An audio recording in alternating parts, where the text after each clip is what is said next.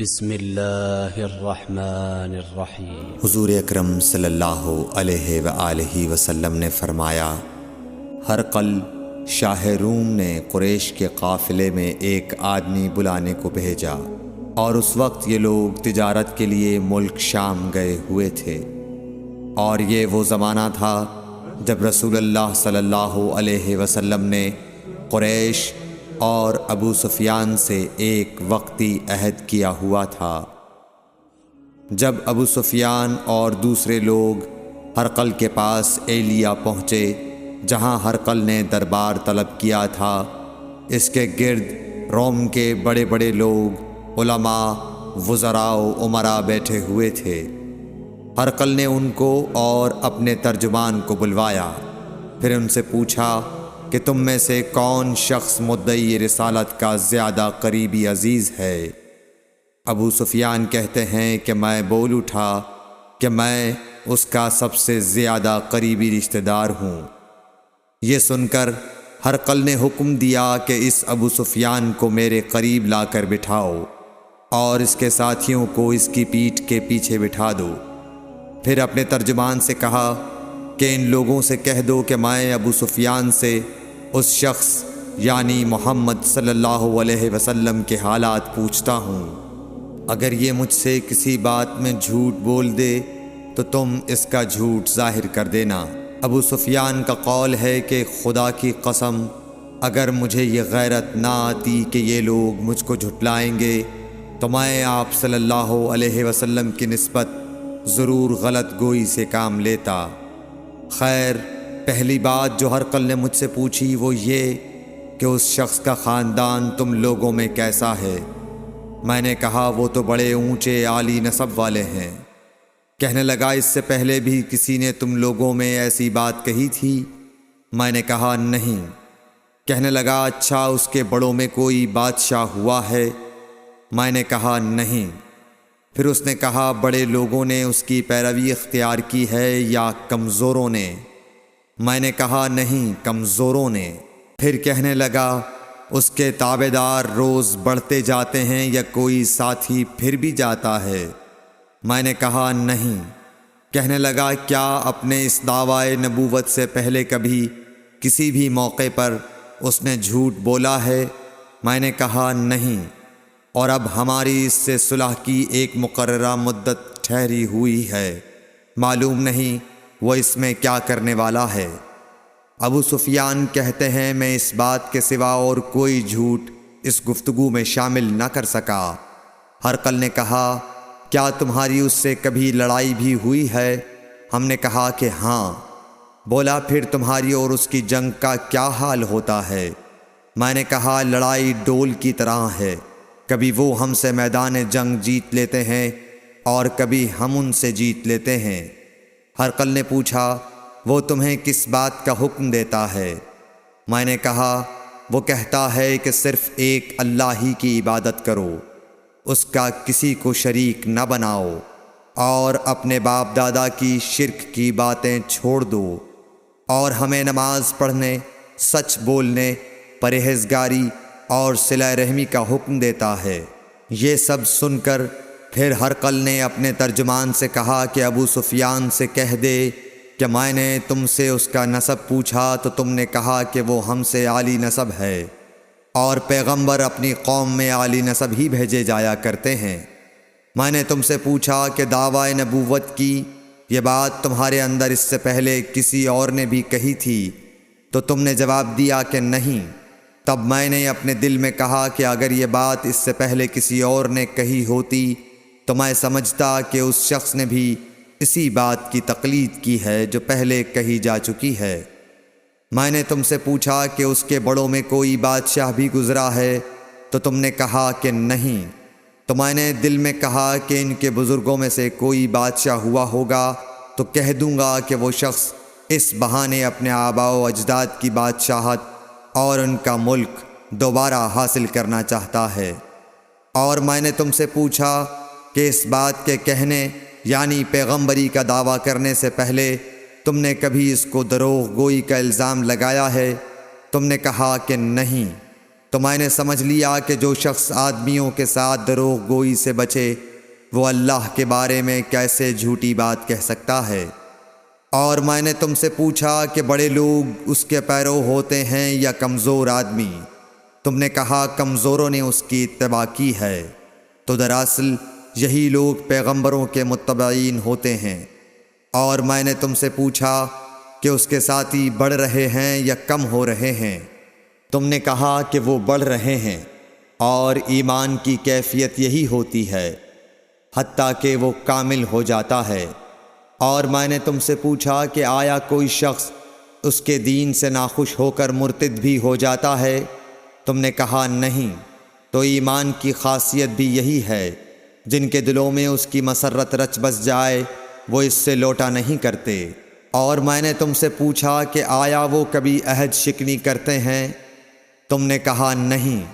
پیغمبروں کا یہی حال ہوتا ہے، وہ عہد کی خلاف ورزی نہیں کرتے۔ اور میں نے تم سے کہا کہ وہ تم سے کس چیز کے لیے کہتے ہیں؟ تم نے کہا کہ وہ ہمیں حکم دیتے ہیں کہ اللہ کی عبادت کرو، اس کے ساتھ کسی کو شریک نہ ٹھہراؤ، اور تمہیں بتوں کی پرستش سے روکتے ہیں، سچ بولنے اور پرہیزگاری کا حکم دیتے ہیں۔ لہٰذا اگر یہ باتیں جو تم کہہ رہے ہو سچ ہیں تو ان قریب وہ اس جگہ کا مالک ہو جائے گا کہ جہاں میرے یہ دونوں پاؤں ہیں۔ مجھے معلوم تھا کہ وہ پیغمبر آنے والا ہے، مگر مجھے یہ معلوم نہیں تھا کہ وہ تمہارے اندر ہوگا۔ اگر میں جانتا کہ اس تک پہنچ سکوں گا تو اس سے ملنے کے لیے ہر تکلیف گوارا کرتا۔ اگر میں اس کے پاس ہوتا تو اس کے پاؤں دھوتا۔ ہرقل نے رسول اللہ صلی اللہ علیہ وسلم کا وہ خط منگایا جو آپ نے وحیہ کلبی رضی اللہ تعالیٰ عنہ کے ذریعے حاکم بصرہ کے پاس بھیجا تھا، اور اس نے وہ ہرقل کے پاس بھیج دیا تھا۔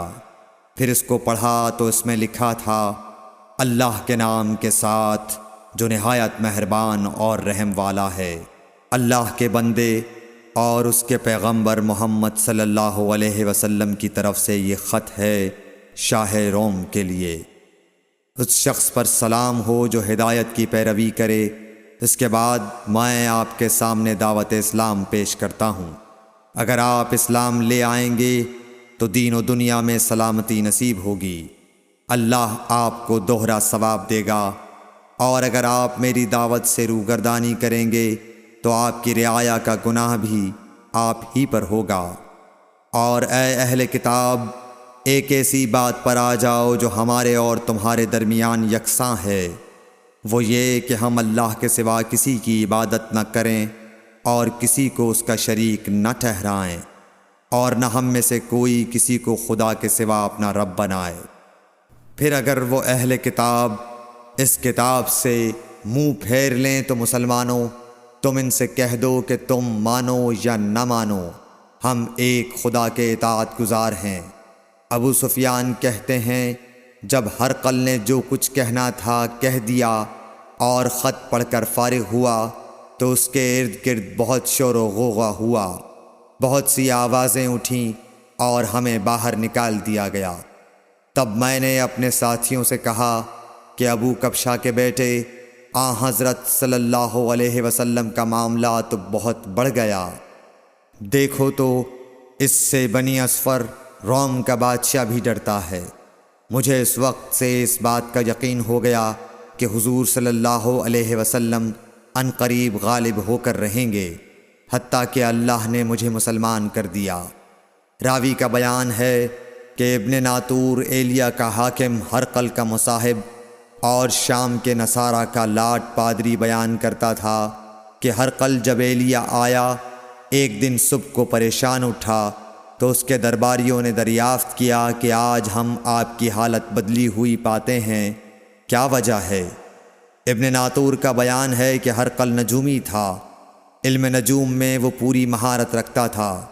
اس نے اپنے ہم نشینوں کو بتایا کہ میں نے آج رات ستاروں پر نظر ڈالی تو دیکھا کہ ختنہ کرنے والوں کا بادشاہ ہمارے ملک پر غالب آ گیا ہے۔ بھلا اس زمانے میں کون لوگ ختنہ کرتے ہیں؟ انہوں نے کہا کہ یہود کے سوا کوئی ختنہ نہیں کرتا، سو ان کی وجہ سے پریشان نہ ہوں۔ سلطنت کے تمام شہروں میں یہ حکم لکھ بھیجیے کہ وہاں جتنے یہودی ہوں سب قتل کر دیے جائیں۔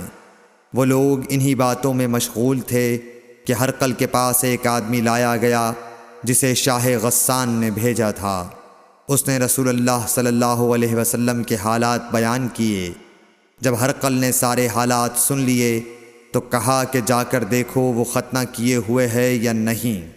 انہوں نے اسے دیکھا تو بتلایا کہ وہ ختنہ کیا ہوا ہے۔ ہرقل نے جب اس شخص سے عرب کے بارے میں پوچھا تو اس نے بتلایا کہ وہ ختنہ کرتے ہیں۔ تب ہرقل نے کہا کہ یہی محمد صلی اللہ علیہ وسلم اس امت کے بادشاہ ہیں جو پیدا ہو چکے ہیں۔ پھر اس نے اپنے ایک دوست کو رومیہ خط لکھا اور وہ بھی علم نجوم میں ہرقل کی طرح ماہر تھا۔ پھر وہاں سے ہرقل حمص چلا گیا۔ ابھی حمص سے نکلا نہیں تھا کہ اس کے دوست کا خط اس کے جواب میں آ گیا۔ اس کی رائے بھی حضور صلی اللہ علیہ وسلم کے ظہور کے بارے میں ہرقل کے موافق تھی کہ محمد صلی اللہ علیہ وسلم واقعی پیغمبر ہیں۔ اس کے بعد ہرقل نے روم کے بڑے آدمیوں کو اپنے حمص کے محل میں طلب کیا اور اس کے حکم سے محل کے دروازے بند کر لیے گئے۔ پھر وہ اپنے خاص محل سے باہر آیا اور کہا، اے روم والو، کیا ہدایت اور کامیابی میں کچھ حصہ تمہارے لیے بھی ہے؟ اگر تم اپنی سلطنت کی بقا چاہتے ہو تو پھر اس نبی صلی اللہ علیہ وسلم کی بیعت کر لو اور مسلمان ہو جاؤ۔ یہ سننا تھا کہ پھر لوگ وحشی گدھوں کی طرح دروازوں کی طرف دوڑے، مگر انہیں بند پایا۔ آخر جب ہرقل نے اس بات سے ان کی یہ نفرت دیکھی اور ان کے ایمان لانے سے مایوس ہو گیا تو کہنے لگا کہ ان لوگوں کو میرے پاس لاؤ۔ جب وہ دوبارہ آئے تو اس نے کہا، میں نے جو بات کہی تھی اس سے تمہاری دینی پختگی کی آزمائش مقصود تھی، سو وہ میں نے دیکھ لی۔ تب یہ بات سن کر وہ سب کے سب اس کے سامنے سجدے میں گر پڑے اور اس سے خوش ہو گئے۔ بالآخر ہرقل کی آخری حالت یہی رہی۔ صحیح بخاری حدیث نمبر 7۔